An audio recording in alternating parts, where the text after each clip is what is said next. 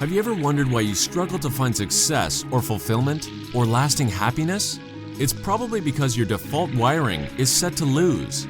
The How to Win at Everything podcast looks at real people who have struggled with the same insecurities, fears, doubts, and expectations and found a way to succeed. Why? Their brains are rewired for success. We dive into their thought patterns to show you how to rewire your own brain to win at everything.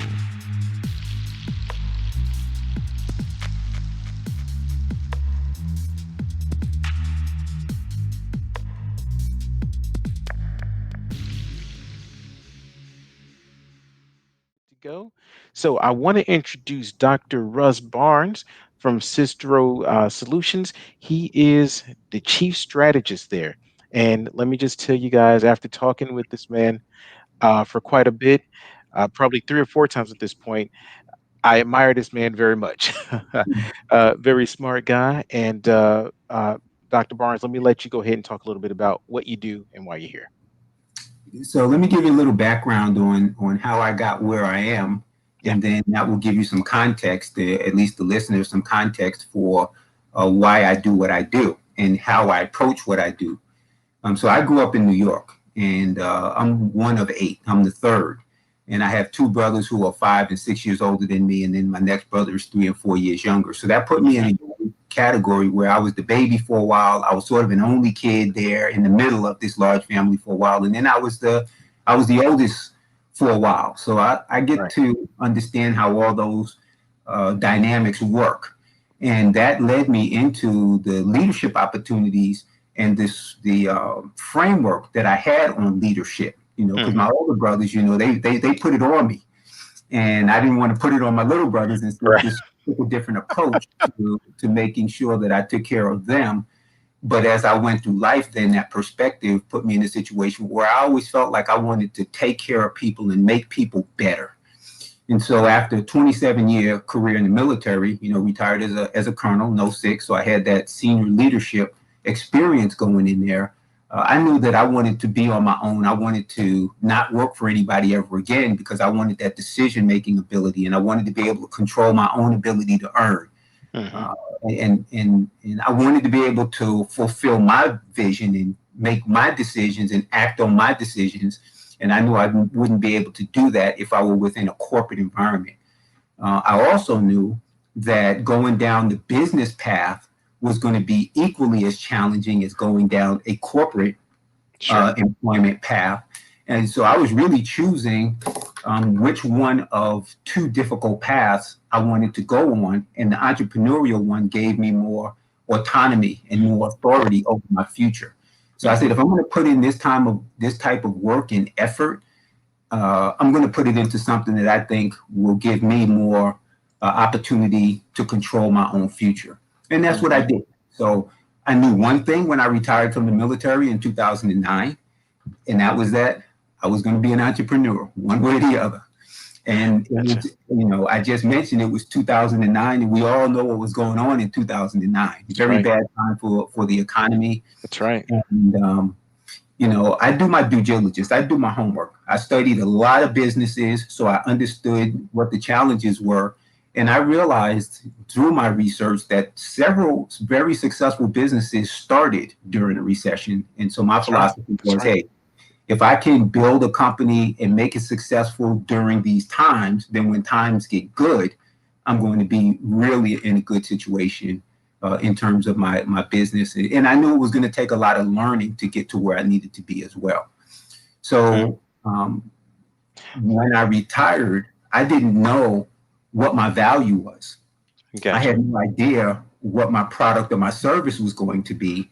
And I made an assumption that because I'd been in the military for 27 years, that I would go down that path of government contracting. Yeah. So I did my due diligence in that area. I took a course, business to government. And after I did that, and I paid a few $1,000s for that course. Okay. And I realized I'm not ready. I said, if I try to jump into that pool, I'm going to sink really fast. And of course, I didn't want to put what I had already built for my family in jeopardy because I wanted to take this risk. So I went into a franchise. I purchased a franchise company territory. It was out of Canada, and I'm in Florida, and they had no presence in Florida yet. So I was basically a startup, and I got to experience all of the pain and all of the stress and all of the struggle of being a Yeah. startup. There was no customer base that I started with. There was Oh, no brand recognition in the community. So I had to build all that up from scratch. And that was a very um, eye-opening experience. bet. Very Yeah. challenging, for me. I have you look at Myers-Briggs. I'm on Yeah. the introverted side of that Yeah. Myers-Briggs. Yeah. And so I'm more introspective and I think more deeply. And that's my reasons for risk control, making sure that I'm not Definitely. overstepping my risk um, characteristics, what I'm comfortable Gotcha. with. Let, So I let, let me plan. Yeah. Well, here, let me ask you a quick question about that now, Sure. because one of the things that I always want to address, even now when we're talking about someone who's a business strategist, someone who's working with small businesses, someone who is obviously accomplished, in the last 11 or so years in this business. One of the things that I'm always looking for is if you think back, and you kind of talked a little bit about the personality traits. What do you think made you say? uh, this is something I can jump on. Now, I mean, because I get it to a certain point. You say, hey, I don't want to work for someone else. But what do you think makes you say, hey, I can do this. I can take this leap of faith. You don't, well, you don't. Yeah, you really don't. It comes from whatever drives you internally. So the drive for me was autonomy. The drive for me was independence. The drive for me was freedom. And those things were so important to me that when I looked at my options, I Mm, said, the option of going corporate is yeah, not going to satisfy my need for freedom, autonomy, and decision making. And my wife and I had a lot of conversations about this because her yeah, thing was, we've been traveling around for 27 years. She was with me my entire military career. yeah, yeah, And, we've moved and we've done all these things. We've sacrificed money yeah, yeah, for the military career.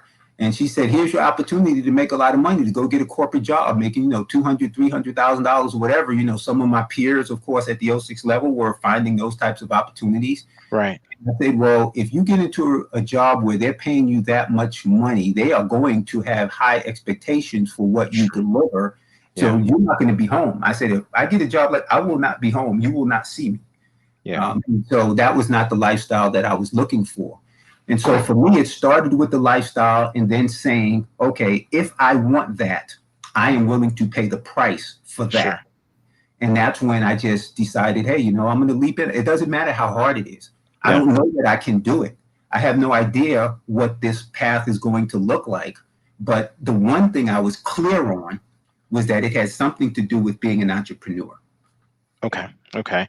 Mhm. Now, I obviously and like we spoken a bit about your past, and I get to the privilege of looking at your bio and seeing all your information.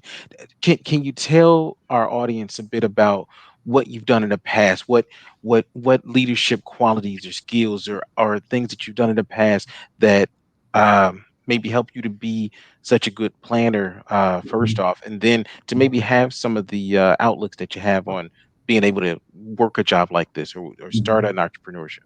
Yeah, so I'm going to start with when I retired, and then I'm going to back it up. Okay. When I retired, and I said I wanted to be an entrepreneur, and I had no idea what that was going to look like. Um, I bought the franchise territory because I said I need to be in business. The Hmm. advice I was getting from people was go work for a company, learn Sure. how they do business, and then you can branch off from there into your own business. Hmm. But I didn't have any idea of what business I would even go into, Hmm. branch off from. And the type of personality that I have is if I'm working for you, I'm working for you. Hmm. I'm not trying to work for you and figure out how am I going to then Get leverage yours. it Yeah. to get my own. And so I knew that wouldn't work for me. So the franchise enabled me to be in business, and I wanted to do that so that I would be around business people in Yeah. the community of business people and through that way find out where my personal value was, where my personal strengths were, and what type of a product and service I could offer to the community. And that is exactly what happened. There came a point where my business, the business I purchased was leather restoration and vinyl repair. So it was a mobile business because that's how much money I had. I could afford to get into that franchise without going into debt. So that was part of that risk management approach. But it was such a disconnect because here I am, a retired colonel, and now I'm kind of fixing people's stuff, doing Yep. very, very challenging situation for my wife as well. And most people didn't get it. They didn't understand. What do you know about leather restoration? What do you know about vinyl repair? What do you know about, this hands-on stuff? Yeah. And what they missed was that I was the CEO of my own company, and I was sort of in this master's level program to learn how to be a business owner. So I got into the environment of business. I'm around business owners. I'm seeing their struggles. But after about 2.5 years, I was just really sick and tired of doing repairs. A lot of good lessons came out of that. But then I started saying, okay, I'm ready to transition out of this. What am I going to do? What did I learn? And I had studied businesses, as I mentioned before. I noticed that there was this 20-year incubation period before companies would hit that hockey stick effect. And I said, well, I don't have 20 years to incubate. So what have I been doing for 15 years, at least 15 years, that I could leverage? And so so this is where I kind of go back. So I went back and looked at, well, what did I do as a child? What kind of things was I interested in? Where was my focus? And I remember that people always talked to me about being organized. And I always had checklists since I was like 7 years old. And I had a paper ball, and I had shoveling snow and raking leaves and doing all these things to make money. I was always very organized. I was always a reader. I was reading 2 or 3 books at a time at all times. And so when I started to look back at that, and then I looked at how I sort of programmed my projects through my military career. And then I looked at the jobs I had in the military, and 75% of the jobs I had when I was on active duty had something to do with strategy and planning. And I realized that those were the things that I love, and those were the things that I was able to leverage, and those are the things that made me successful. And I did something several years ago. I've been on LinkedIn since 2009. And at one point, I sent a request to a large number of people that I'd served with on active duty. And I asked them to write me a recommendation. And, write whatever you want. And the majority of them came back and they did say, I was such a strong strategy person. And that surprised me, but I learned something about how other people saw me. Yeah. So when I got to that point, I said, okay, then the next thing I do has to have something to do with strategy and organization, because those are my superpowers. That's where I come from. As I was in the business environment, I saw business owners who were intelligent, hardworking, dedicated, committed, but they weren't generating the type of revenue that they wanted to generate, and they weren't living the type of lifestyle that they wanted to live when they went into this thing. So I said, why is that? And I just became so incredibly curious about that, especially when there are free services, free support, there are coaches, there are consultants, there are all these people out there who can provide help. I didn't understand why that condition still existed. And it just became almost an obsession for me to figure that piece out. And so now I had the 2 pieces. I had the pieces that I needed. I had the strategy development piece that I was interested in. I had the organization development piece that I was interested in. And I had the community of people I wanted to help. And that's what gave me the meaningfulness and also the profit potential to be able to go down that path. So that kind of gets back to the question you asked me, which was, how did I know that I could succeed? And once I had those 3 pieces, then all of a sudden the game was changed. It wasn't about the money. It wasn't about, the success, so to speak. It was about, I have to help people in the community, and I have a way to do that profitably. And the more profit I make, the more people I can help. I got to tell you, I think that's a beautiful thing. One, it's after working with a bunch of people who were entrepreneurs who were starting businesses. I would have been thrilled to work with you, man. And the fact that you had so much kind of understanding about even where to look for some of this information. Most people, when they're trying to find what they want to start a business in, everyone's looking in the same place. Everyone's like, well, what's popular, what's trended, what makes the money. So I got to congratulate you first off for the fact that you're able to say right up front, hey, this is what I want to do. I know about this 20-year incubation period. I know that there's a thing that I feel I can do. I think that's awesome that you took a look back. So Mhm. you started off in this sort of introspective way. Um, which part do you think what do you have personally do you think is like the defining factor, the reason that well, you know what, before I even go all into it, let me have you go more into what you're doing right now, so Mhm. then that way we can kind of go back based on what you're doing right now. Yes, absolutely. That's a really good segue into that Yeah. because I started out saying, how can I help these small business owners?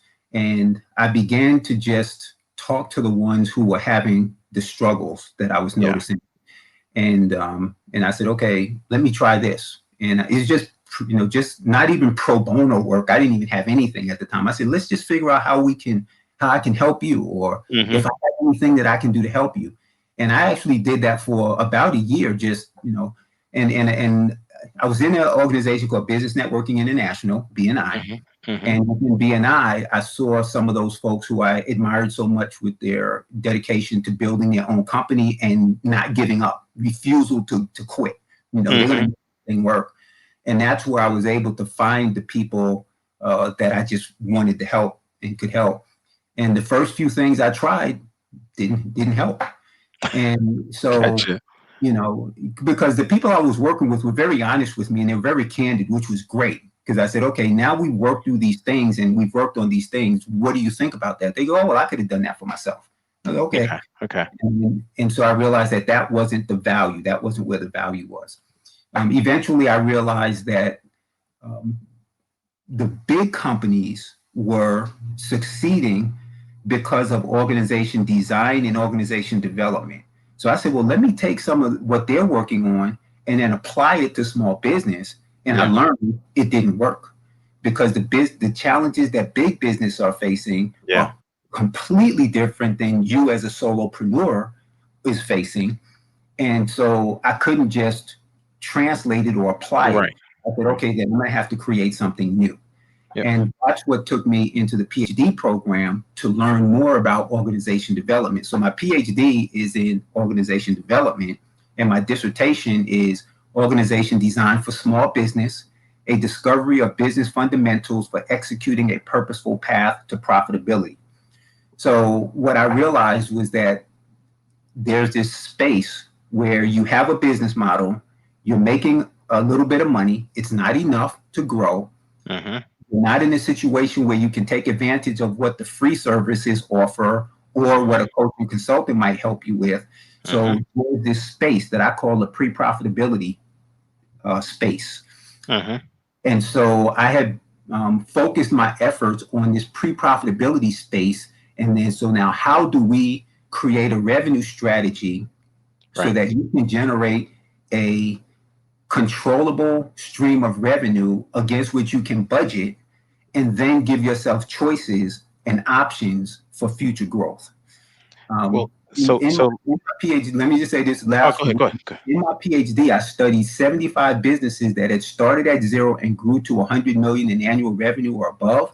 Mm. And I focused on that pre-profitability stage to see what every single one of them did in that stage. And that's what I use as the foundation and the framework for Sysro, Mm. along with 4 different models that I created during my PhD program.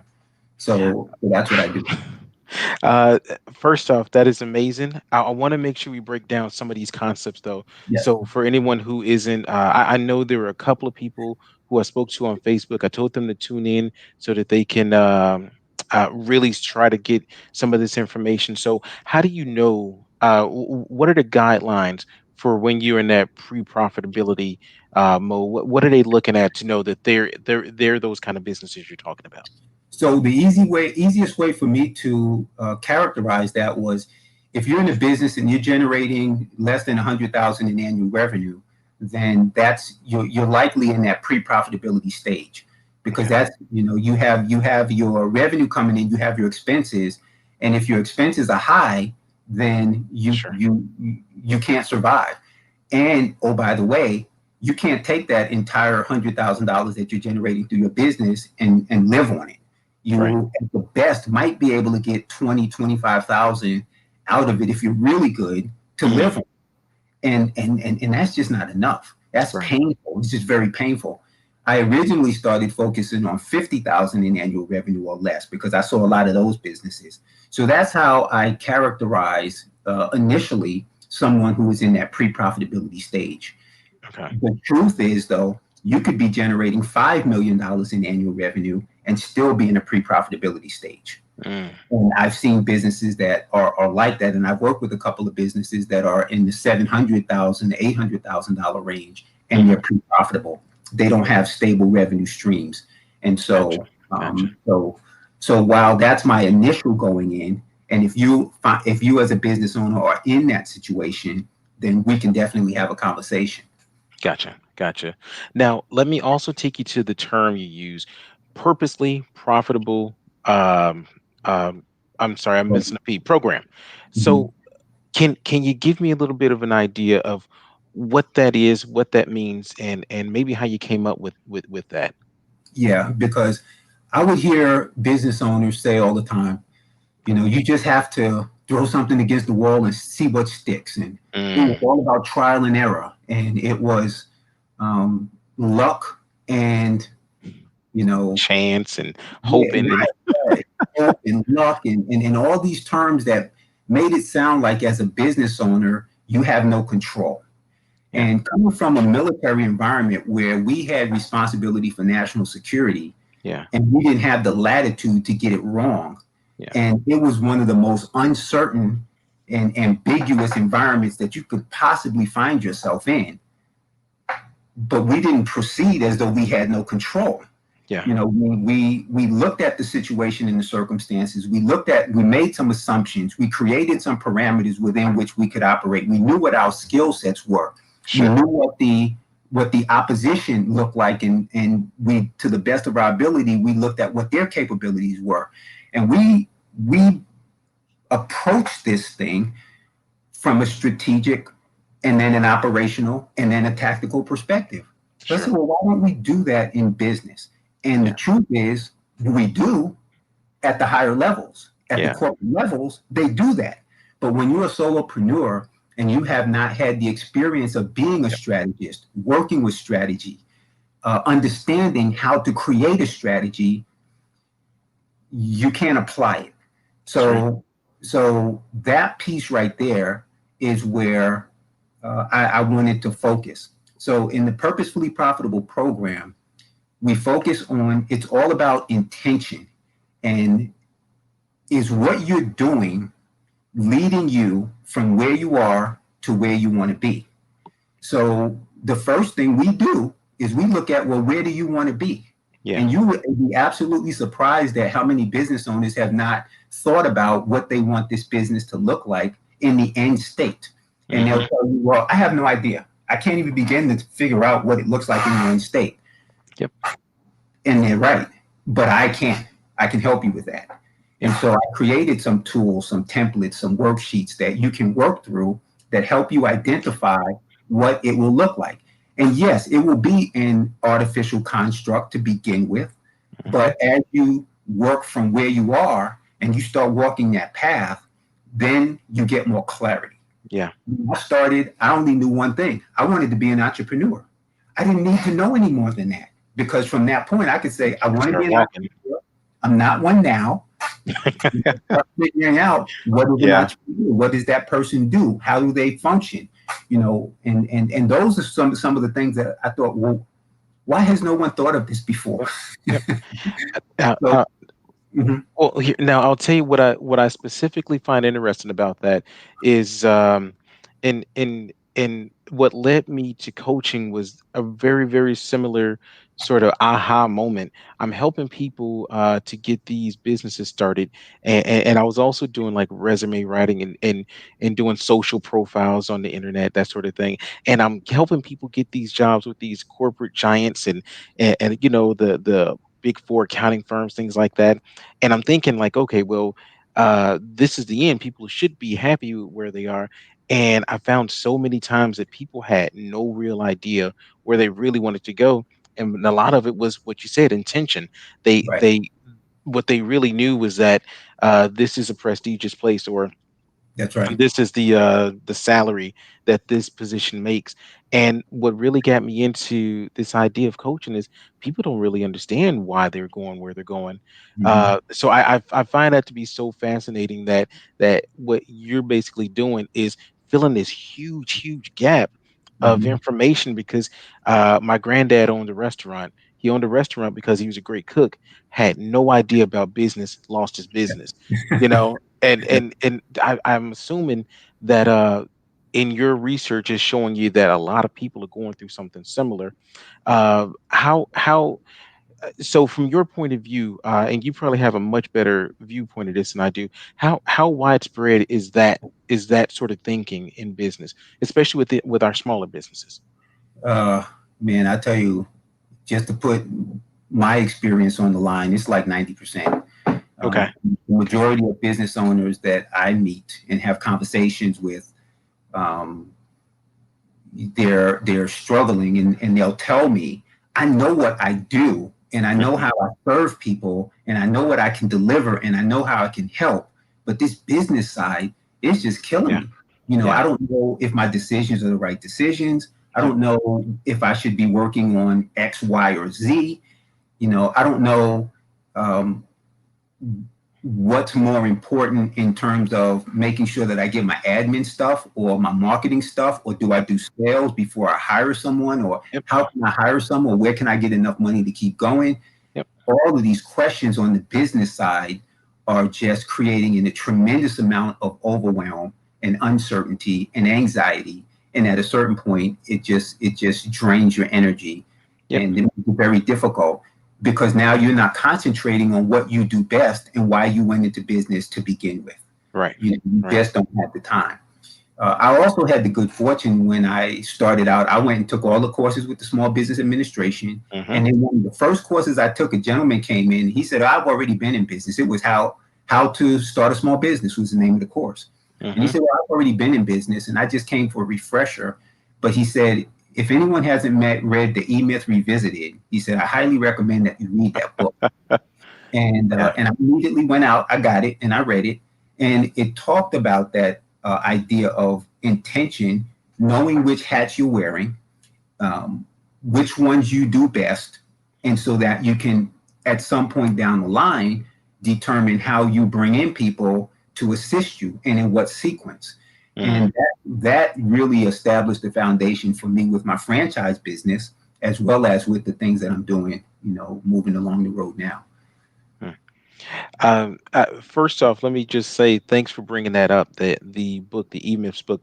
I was just with Emily Harmon, Yeah. on her podcast, and she honestly, the podcast just aired, I want to say yesterday, and she recommended that exact same book. So, Yeah. guys, I got to tell you, for anyone in the audience paying attention to this, you definitely want to grab this book. We have two people, very smart people. I'm going to tell you, recommending this. So maybe we can add that to the notes after this show. Um, so okay, so we're talking about the purposely profitable program. Can you give me an idea? Let's say it's me, because I am a struggling business. Yeah. I'm undercapitalized like most everyone else. How does it work from day one? What am I looking at? So what you're looking at from day one is you have to make sure that you have a clear understanding of both the money side and the meaningfulness side. So how much money do you want your business to generate for you? Right. And again, it's you. It's up to you. And I'm going to say this very briefly. With Sysro Solutions, the goal is for you to be in control, because what I've learned is that people don't want to be told what to do. And when somebody sits down and says, if you do A, B, C, D, and E, then you'll be successful. And then they try to hold you accountable for doing A, B, C, D, and E. You're going to be like, well, that's not why I went into business. I went into business for freedom. And now I've just got a job because I'm working for you, because you're telling me what to do. And people rebel against that. Maybe not rebel. Rebel is a strong word, but they resist that. It just doesn't fit well. So when we sit down and say, how much money do you want? Now you are in control. And some people just wanted 6 figures. Some people want, a few million. But whatever that is, you decided and you set.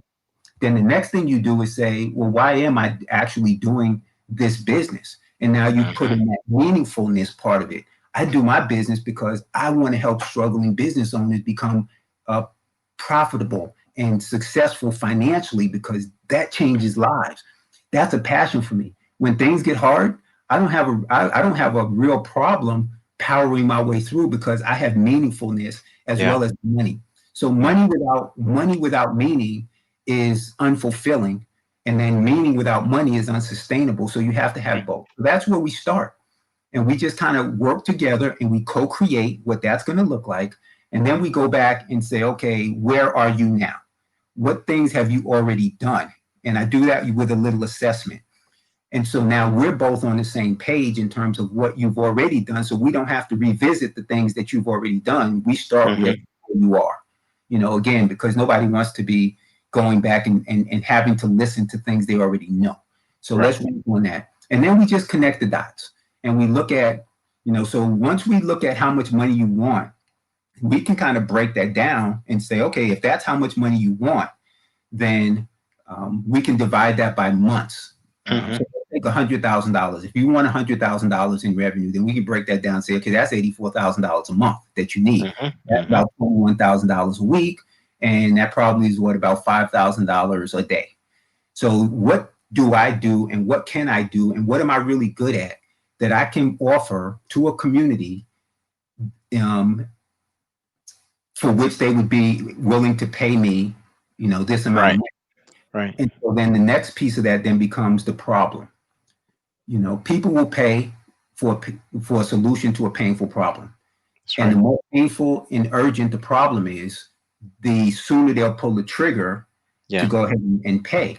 And if they believe that you have the solution to their painful problem, then it becomes a win-win situation. So that's how it begins. That's how we begin to co-create. That's how we begin to frame it. And then we map that out.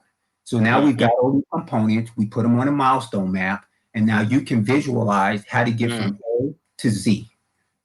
And then what happens is the people that I'm working with say, you know what? I feel so much lighter now.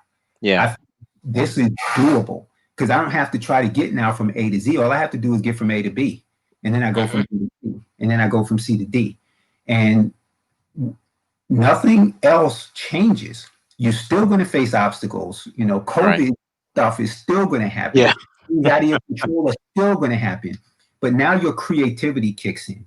And this is where the magic happens, is because people are most happy when they are most creative. And so in going from A to B, you're putting all your creativity with a focus on something that is going to be measurable for you in your progression. And so take me for an example. I decided that I needed to create a portal because I wanted to have a low price point, because I'm working with business owners who don't have money.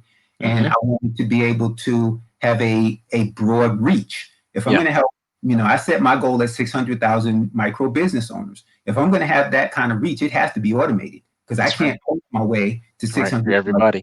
successful people. So that became my desired outcome.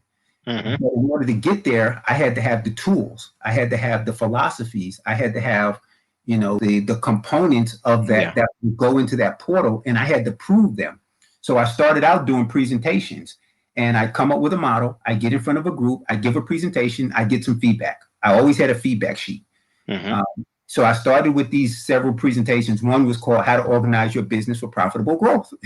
Makes sense, right in my alley, right in my sweet spot, getting feedback from people. So there was the presentation, and then there was the book, and then there was the podcast, and then there was the PhD, and then there Yeah. was the now I'm really starting to work on the portal. I'm Gotcha. getting conversations with people who can help me put that tech enabled Sure. piece to my company. But I'm building that with having all of these other pieces already in place. So I felt very confident and very comfortable working on those things one at a time because I knew I was progressing. So now, let me ask you this. We talked, I want to say a week or two ago, and you Mhm. were giving me example of someone that was going through the program, Mhm. and I want to use this kind of as a point of kind of understanding how involved you are. Because I Right. know you said, the goal is 600,000 micro businesses, and you can't, you need some automation, some of that. But Yes. now you're telling me a story about someone who was in the program and you saw that they were starting a community online. Can Mhm. can can you tell me about that? As far as like your involvement with some of the clients. Yes. When we begin to co-create, certain things begin to pop out. Hmm. They emerge. As you're being creative, certain things emerge. And with this particular client, it became clear that the creativity was there, the personality was there, the product was there, and the best way to move forward was to build a community or to be Right. part of a community, because Right. when you create a community of people who value what you deliver, Hmm. then you begin to leverage that ability. So when you put out if you've got a community of 5,000 people or 10,000 people, and you have a mug, you market a mug, or you put together a mug. Hmm. 10% of those people or 15% of those people purchase that mug because they like you, because they want to Yeah. support you. Now you have a revenue stream that is effective. And Hmm. so even as I look at the individual clients, I also look at the environment around in which we live. And I have been noticing that this trend toward community has been growing for at least a couple of years. And Hmm. I've watched people become very successful with building community Hmm. around the problem that they solve. Hmm. And that's just such a powerful thing. I'm going to mention a good friend, Chris Kremitzos with Podfest, and he's been a master at building a community. And he started out with the Florida Podcasters Association, and his first conference, there were 13 people. Hmm. And then he doubled that, and then he doubled it again, and he doubled it again. And last year, as a matter of fact, not last year, but in March when he had Podfest, there were nearly 2,000 people there. And Wow. then when he did Podfest Virtual, which was a global summit aimed at setting a Guinness Book of World Record Right. for the most podcasters attending a virtual event, there were over 5,000 people who participated in that. And now you just imagine if he says, okay, and this is actually happening. He says, okay, I'm gonna write a book. He wrote a book called Start Ugly. And when he put the Start Ugly book, out there on Amazon, it sold out within hours. Yeah. The first run Yeah. sold out within hours. Why? Because he had a community of people who knew what type of value he had, knew what type of quality he would put together, knew what type of person he was from being able to care about people. Right. So when I work with my client and I look and see, you know what, you have a product and you have a personality and you have a capability to build a community, Hmm. then let's get started on doing that. And that becomes the desired outcome. And Hmm. now it then becomes a matter of, are you going to build a community on Facebook? Are you going to build it on LinkedIn? Are you going to build it on YouTube? Are you going to build it on Instagram? Which one fits the product or service that you are actually bringing to the community? And the other great thing is that now people in the community are engaged with you, and they're Yeah. telling you whether or not you are meeting their needs. Yeah. And so now you can go back and revise your offerings to make sure you're solving their painful, Yeah. urgent problems. And it Based on really that works well. feedback. Yeah. Yeah. So community and being a celebrity in your community is just one path that we can explore based upon what you want as your desired outcome. It Eh, doesn't necessarily work for everybody, but Gotcha. yeah.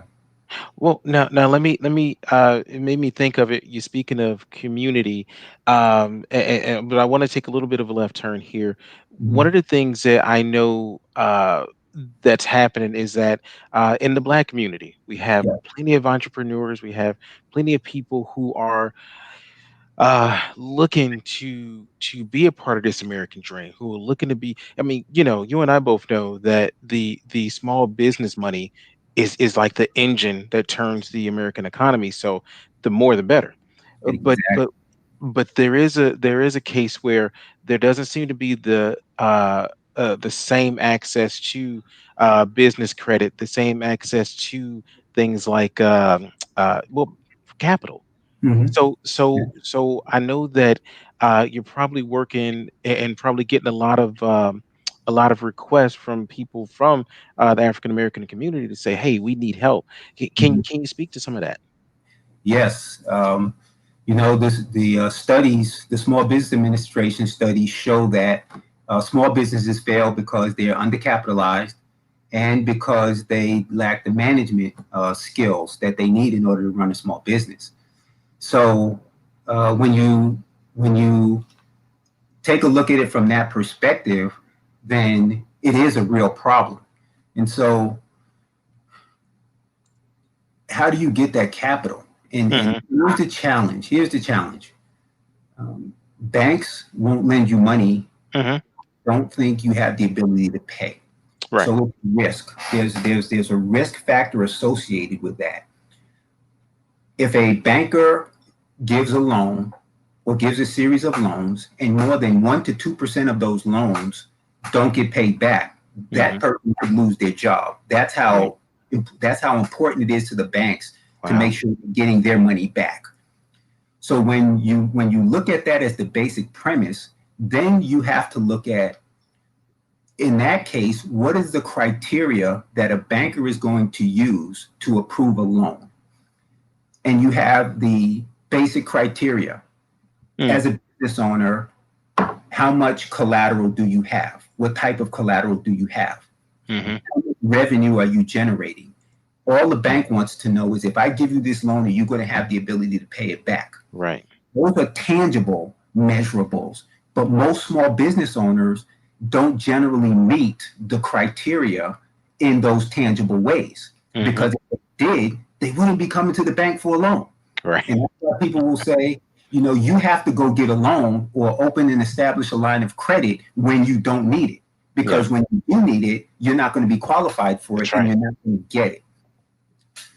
So, using that as the basic premise, now we get into the subjective criteria.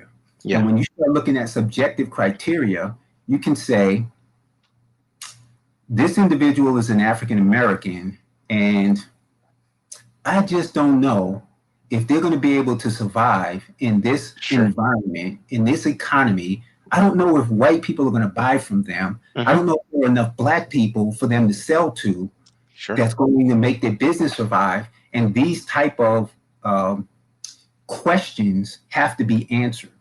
Yeah. And so when you start looking at the rate of loan approvals in the black community versus the white community, Yep. there's a huge differentiation. And one of my favorite people, particularly lately, is Robert Smith. Hmm. He's the billionaire who gave paid off the loans for that entire Morehouse College class. Yep. And he's been in the financial industry for years. And he just recently did a study on how many of the black businesses were receiving PPP loans as Hmm. opposed to the rest of the population. Hmm. And huge disparity. Yeah. When you look at the trajectory of our ability to build businesses and be involved in the business community, it's a very short period of time, because prior to even the last 40 years, we had been excluded by the system. The system excluded us because, and Hmm. one of the movies that I just watched very recently is called The Banker, and it's a great movie. But it's about a black guy who was really intelligent when it came to real estate and all those kind of things. But as a black person, he was not allowed to purchase. So he Right. actually ended up having a white guy front for him so that he Hmm. could make these purchases. But then, other things happened. But it's a great movie. But um, but until recently, we didn't. So we don't have that track record or experience of Sure. being able to navigate the most significant waters, and so that goes into that those calculations. Yeah. Sometimes we don't even know where to ask. We don't know what to ask. We don't know how to ask. And Yep. so what Robert Smith is doing is he's looking at that and saying, we need to bring this side of our economy up to speed Hmm. because as black people we are no less capable, qualified to build incredible Sure. businesses. So we've done Yep. it. So we have to try to change that dynamic through performance, as we always have. We've changed every dynamic, we've changed through performance, Hmm. and we just have to be able to do that. But the undercapitalization is a problem. The undercapitalization is a problem for women. It's a problem for African Americans. It's a problem for for the that group. Hmm. My sister is in a situation right now where, she had this lease to buy option on the business that she's building, and she has 4 or 5 months left before that lease expires, and she's trying to raise capital so that she can purchase that building before the lease expires at the end of the year. Hmm. And she's having a nightmare. Yeah. I'm helping her as much as I can, but the dynamics of the community is causing her to really struggle. So as a black woman, she's got sort of the double whammy there, but we're Yeah. trying to work our way through that. And her business is thriving. She's been increasing revenue every year for the past 3 years, and she's got the tax returns to prove it. But we Right. just have to figure it out. But the capitalization piece, you are absolutely right, and we have just got to figure it out. And I like what Robert Smith is doing. If you Yeah. want to go out and if anybody wants to go out and research him, just Google his name and his company. You'll see what he's talking about, and it makes complete sense, complete Yeah. economic sense in terms of how he would like to see black-owned businesses Sure. Sure. to be able to be capitalized so they can get the type of growth that they need. I, I I personally would like to see a lot of this happen. If nothing else, based on the fact the last time I looked at the numbers, African American money was about the eighth richest nation in the world. I think I want to say 2015. That Hmm. was the last time I saw those numbers. Either way, it does make the point that there's black money out there. Hmm. So there is a case. There is a case to be made about African American businesses, and Hmm. that being a larger part of economic growth, not just outside of the black community, but inside of the community too. Yeah. Um, uh, So so I so wanted definitely to say this too. yeah. Historically, you go back and you look at Greenwood, Black Wall Street, they were circulating the dollar like 100 times before it even left the community. Mm, So these types of communities have been built. I was reading about some other communities that were, uh, you know, very financially thriving communities right. even before the Civil War. Black Yeah. communities that were thriving financially before the Civil War. So we do have that track record, Yeah.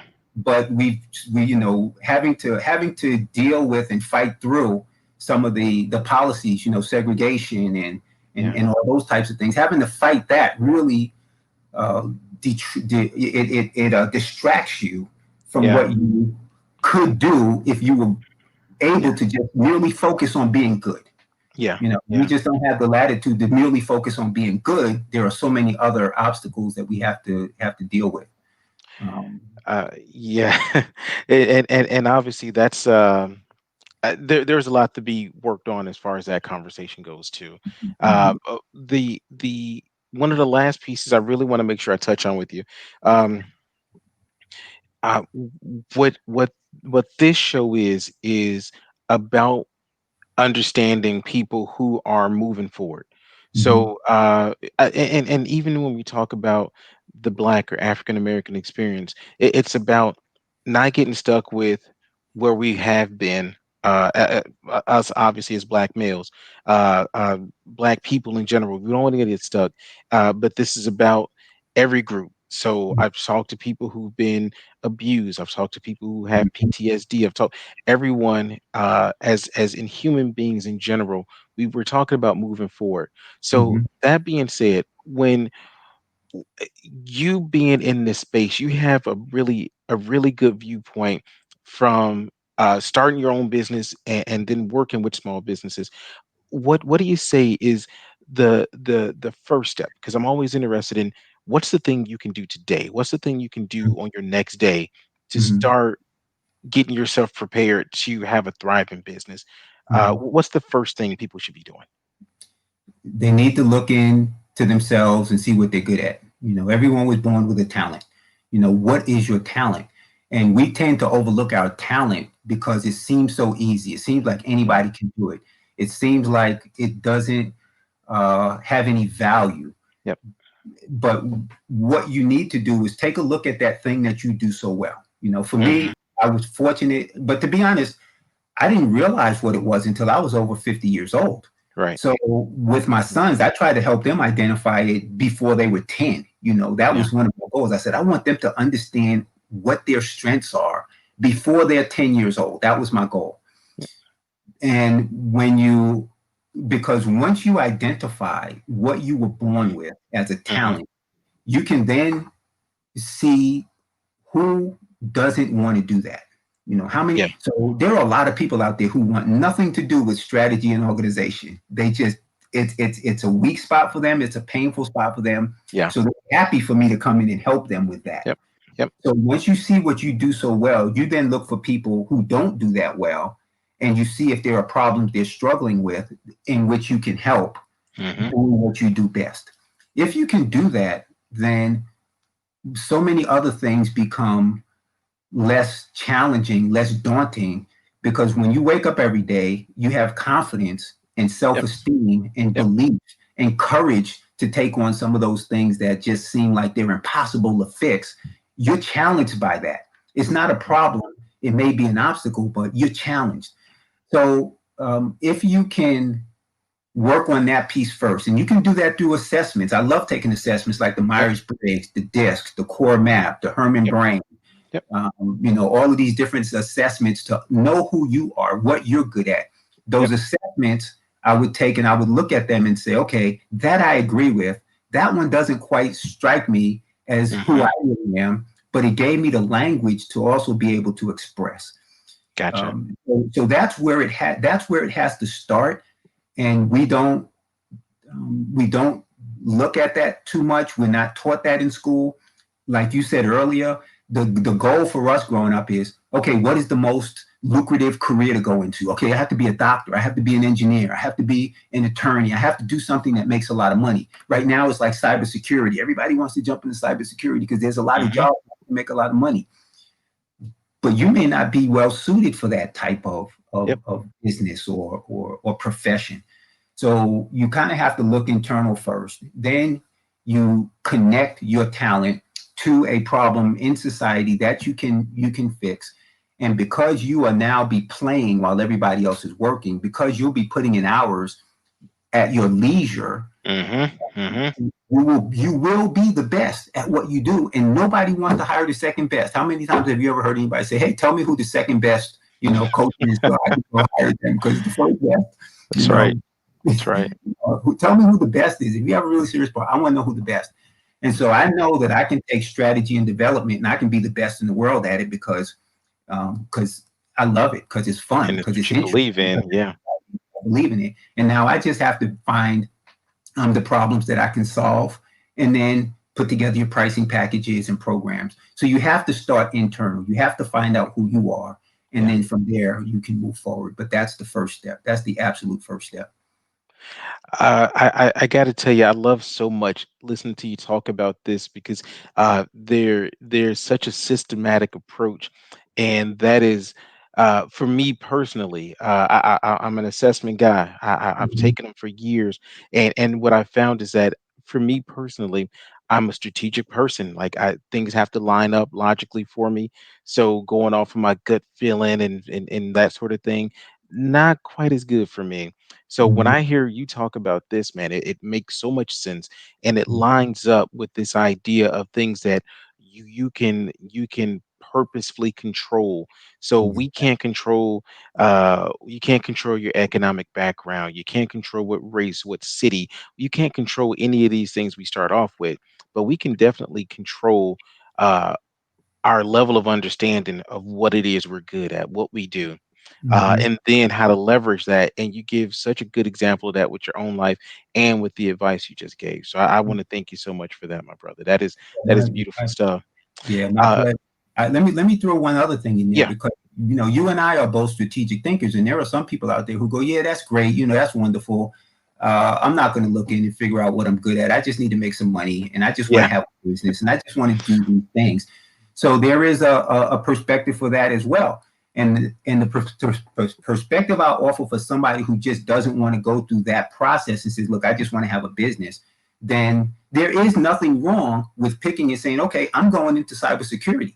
But my recommendation would still be to say, okay, if you're going into cybersecurity, then you need to set some parameters. I'm going to do this for 7 years. And within that 7 years, I want to make this amount of money. And you set those as your goal. And then you drive towards those. So now while you're in that environment, you're pushing, you're overcoming obstacles, you're learning, you're growing. You may hate it, but you hmm know that at the end of it, you're going to have that financial security that you were striving for.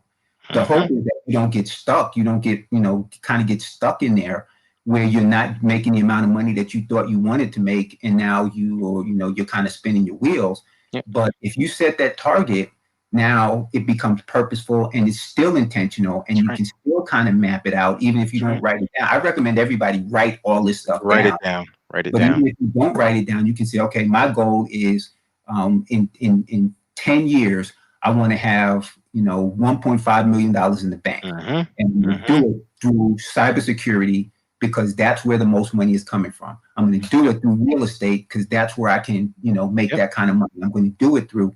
It still makes you intentional without really having to say, okay, I have to do all this Yeah. introspection stuff that I don't want to do. There's another option. Yep, yep. I, man, again, 100% agree. I've had so many people I've worked with who we're talking about things like, oh yeah, well, I'd like to go into this or that. I'd like to, you may be a doctor, but your love, your joy may come from uh planting flowers. You know, and that is 100% okay, but you're probably not going to make the same money planting flowers.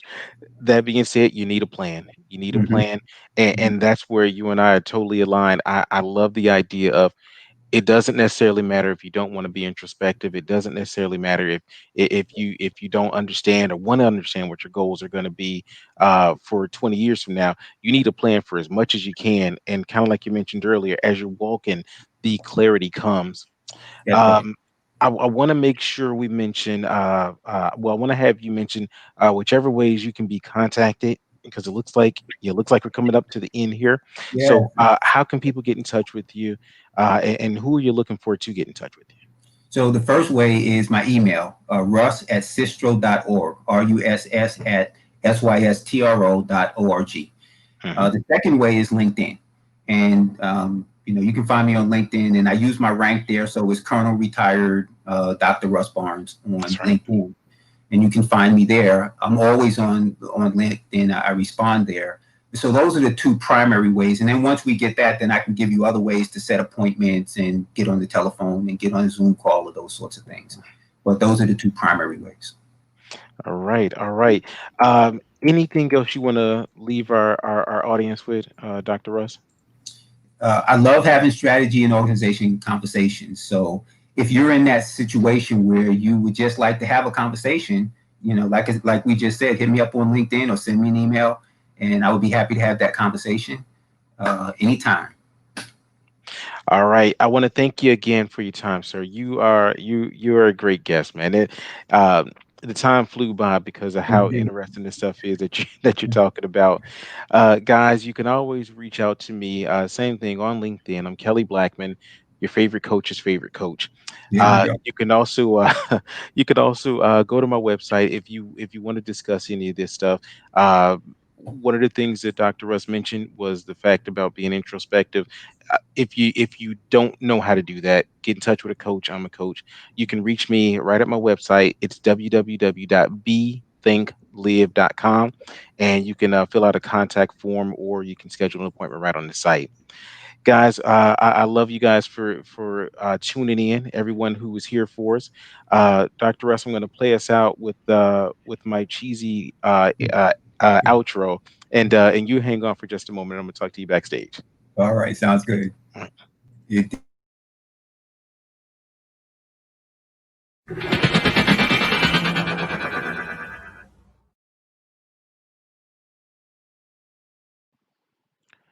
Ta-da!